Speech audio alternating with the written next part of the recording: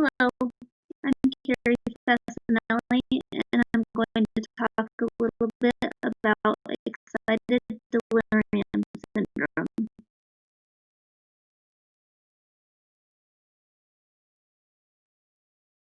Excited delirium syndrome is a bit of a phenomena with many names. Excited agitation syndrome, Bell's mania, lethal catatonia, acute exhaustive mania, and they all refer to the same syndrome.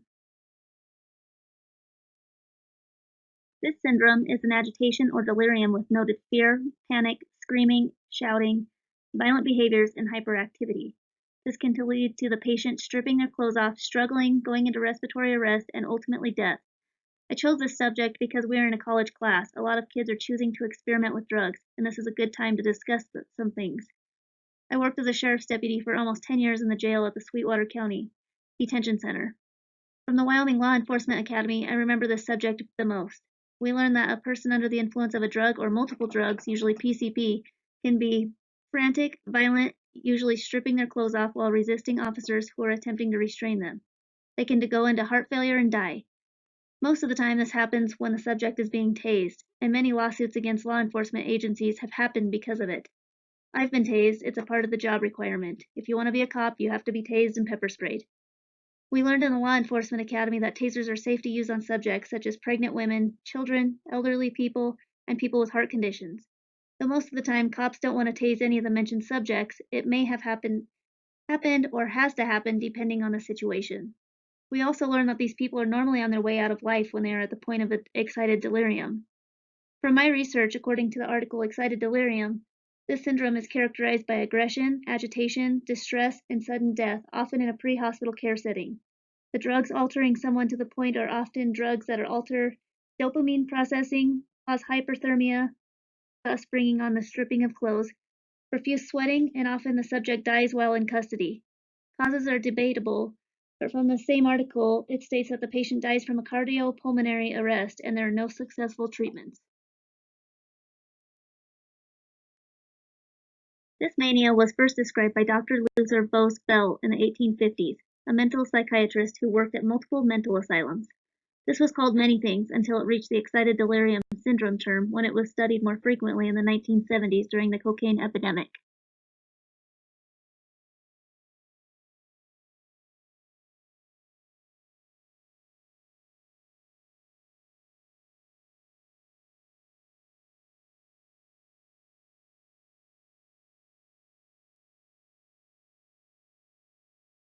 I'm not a cop anymore and I won't act like it, but I do want to stress that the use of serious drugs such as cocaine, meth, PCP, and etc. can lead to serious problems. We all say that won't happen to us, but in reality it actually can. As a cop, I saw many of my past friends in jail witness their struggles with addiction and have lost multiple friends to drug use. This syndrome is rare, but when you look it up, it isn't that rare. It can and does happen to many people. No person would want this to happen to themselves, nor would any cop want this to happen to any subject they are trying to detain.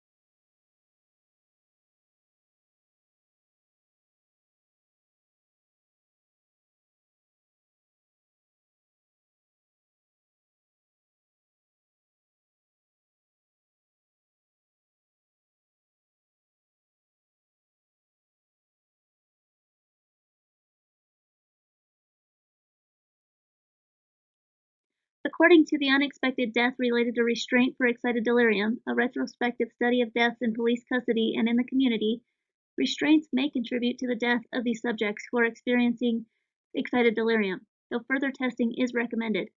Law enforcement agencies should bear in mind the possibility of restraining someone who is undergoing excited delirium, as they may pass suddenly. Restraining one's neck or in the prone position, meaning face down with their hands behind their back. So what I learned in law enforcement seems to be true, but it also doesn't help the lawsuits related to people dying in police custody.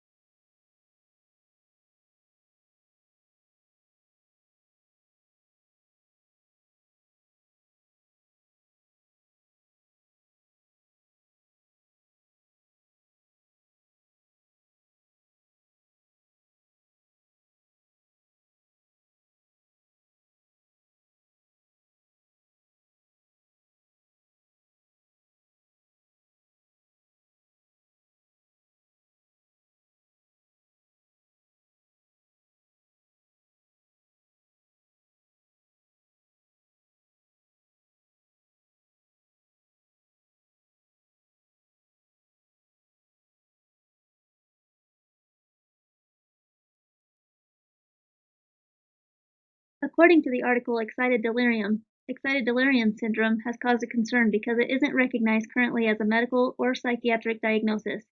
Researchers are also linking the syndrome to rhabdomyolysis and neuroleptic malignant syndrome, almost like they are related to the same disease, which is crazy to me. I had rhabdo in 2015 from a workout that caused my muscles to die, overexertion from the muscles. I would have never guessed that they would be related. From the same article, it's noted that out of 214 individuals who had excited delirium syndrome, only 18 died while being restrained or taken into custody. So this shows that the people are not all dying from being restrained or tased by law enforcement. It does show, however, that anyone who is going through excited delirium syndrome needs to be seen by a medical emergency professional as soon as possible to hopefully be able to recover from this disorder and return to health.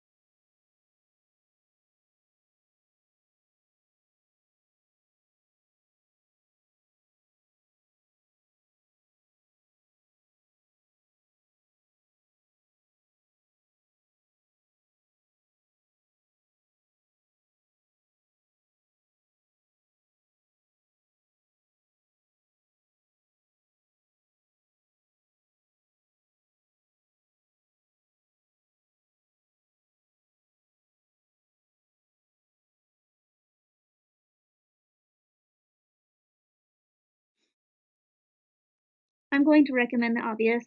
Don't use drugs, especially the ones you don't know what's in them. This is a terrifying disorder, and no one would want to see their loved one go through this on live TV. It can happen to anyone. If you or someone you know is struggling with addiction, reach out and find help. Try to help your loved one. A simple Google search can take you to any national drug and alcohol abuse hotline and assist you.